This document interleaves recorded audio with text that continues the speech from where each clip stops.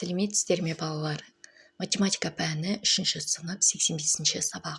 Бүгінгі сабақтың тақырыбы 17 көбейтілген 5, 84 бөлінген 4 түріндегі кестеден тыс көбейту және бөлу. Сен 17 мен 5-тің көбейтіндісі 84 пен 4-тің бөлінісі түріндегі кестеден тыс ауызша көбейту және бөлу амалдарын орындалуды үйренетін боласың. Бірінші тапсырма: өрнектерді мәнмен сәйкестендіріп, әр картинаның қандай бояумен салынғанын анықтап шық. Ол үшін 14 пен 11-дің көбейтіндісі 154. Бұл акрил бояуымен салынған. 22 мен 11-дің көбейтіндісі 242. Бұл акварелмен салынған бояу екен. 42 мен 11-дің көбейтіндісі 462-ге тең. Бұл темпера бояуымен салынған. 35 пен 11-дің көбейтіндісі 385-ге тең. Бұл гуашпен салынған картинка екен. 23 пен 11-дің көбейтіндісі 253-ге тең. Бұл картинка майлы бояумен салынған. Екінші тапсырма: қалай есептелгенін түсіндір. 17 мен 5-тің көбейтіндісі 17-нің өзін жіктеп аламыз. 10 мен 7-нің көбейтіндісі қосындысы деп, және оны 5-ке көбейтеміз. 10-ды 5-ке көбейтеміз, қосу 7-ні 5-ке көбейтеміз. Тең 50 қосылған 35 тең 85-ке. Енді осы 84 пен 4-тің бөліндісін қалай бөлеміз? 84-тің өзін 80 мен 4-тің қосындысы деп жіктеп аламыз, оны 4-ке бөлеміз. Тең 21-ге. 963 пен 3-тің бөліндісі 900 қосылған 60 қосылған 3 бөлу 3 тең 321-ге тең. Үшінші тапсырма: бұл жерде бөлу және көбейту амалына берілген өрнектер. 17 мен 3-тің көбейтіндісін жіктей отырып көбейтетін боламыз. 10 мен 7-нің қосындысын көбейтеміз 3-ке. Алдымен 10-ды 3-ке көбейтеміз, қосу 7-ні 3-ке көбейтеміз, 30 пен 21-дің қосындысы 51-ге тең. 4 пен 19-дің көбейтіндісі тең 4, 19-дің өзін жіктеп аламыз, 10 мен 9-дің қосындысы 4-ті 10-ға көбейтеміз, қосу 9-ды 4-ке көбейтеміз. 40, 40-қа 36-ны қосамыз, 76-ға тең.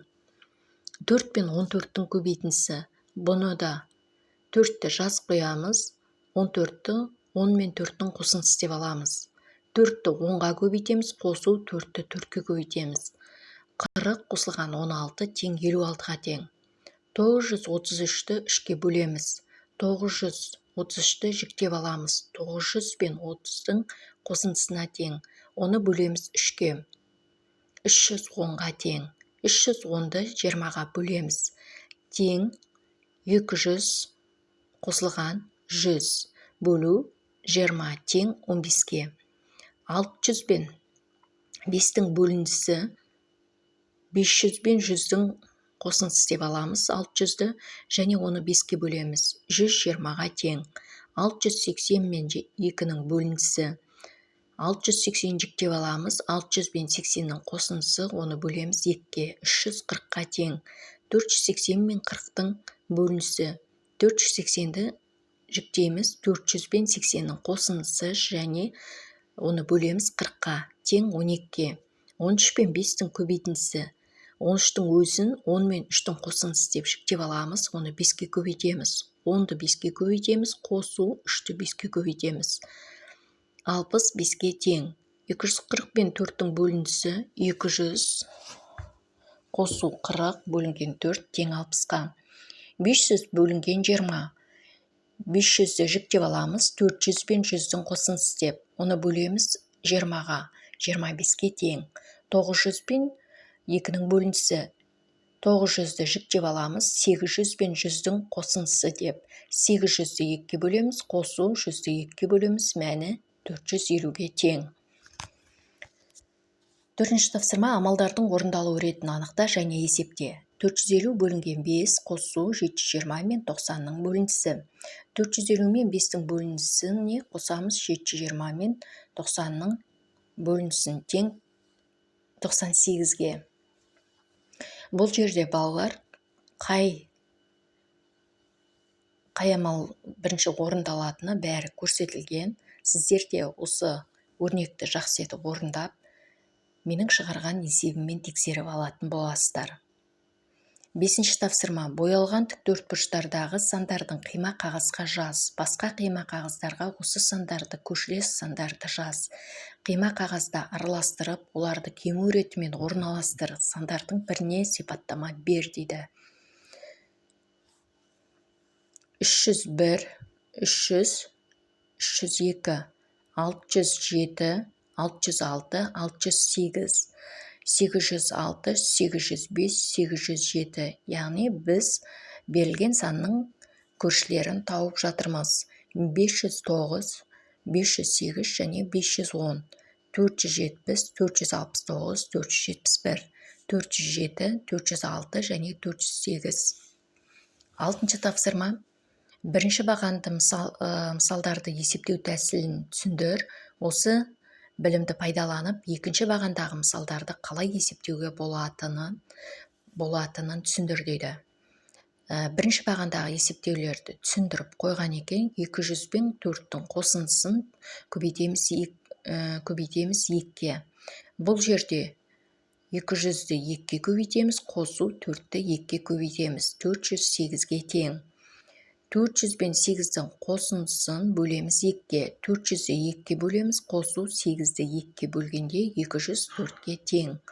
204 пен 2-нің көбейтіндісі 200-ді қосамыз 4-ге, көбейтеміз 2-ге. 200-ді 2-ге көбейтіп, қосамыз 4-ті 2-ге көбейтеміз. Мәні 408-ге тең. 408 пен 2-нің бөліндісі 400 қосылған 8 бөлінген 2. 400-ді 2-ге бөлеміз, қосу 8-ді 2-ге бөлеміз. Мәні 204-ге тең.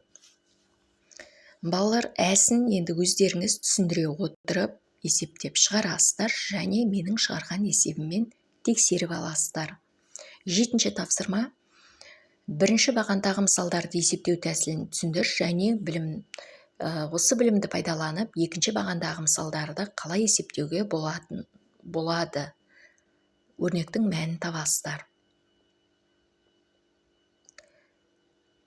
200 пен 40-тың қосындысына 2-ні қосып, оны 2-ге көбейтеміз.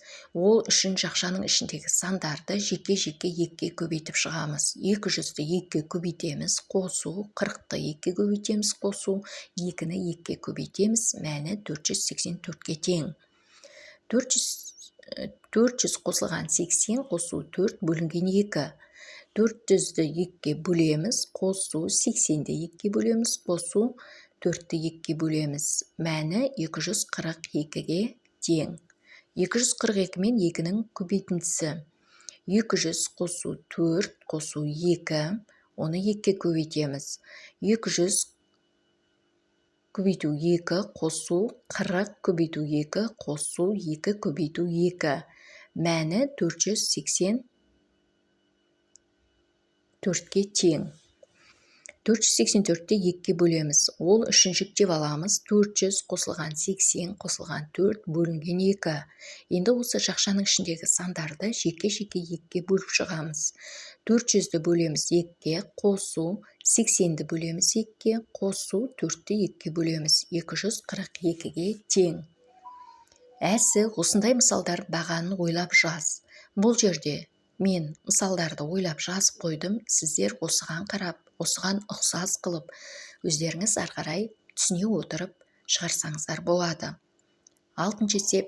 Түсіндіре отырып есепте. 314 пен 2-нің көбейтіндісі, яғни 314-ті жіктеп аламыз. 300 қосылған 10 қосылған 4 көбейту 2. Енді осы қосылғыштарды 2-ге жеке-жеке көбейтіп шығамыз. 300-ді 2-ге көбейтеміз, қосу 10-ды 2-ге, қосу 4-ті 2-ге көбейтіп 628 шығады. Міне қалған өрнекті де өздеріңіз осындай етіп жүктей отырып, көбейтіп немесе бөліп шығасыздар. Менің шығарған есебіммен салыстырыңыздар. Міне балалар, осымен сабағымыз аяқталды. Сау болыңыздар. Бастауыш сабақтар арнасына тіркелуді ұмытпаңыздар балалар,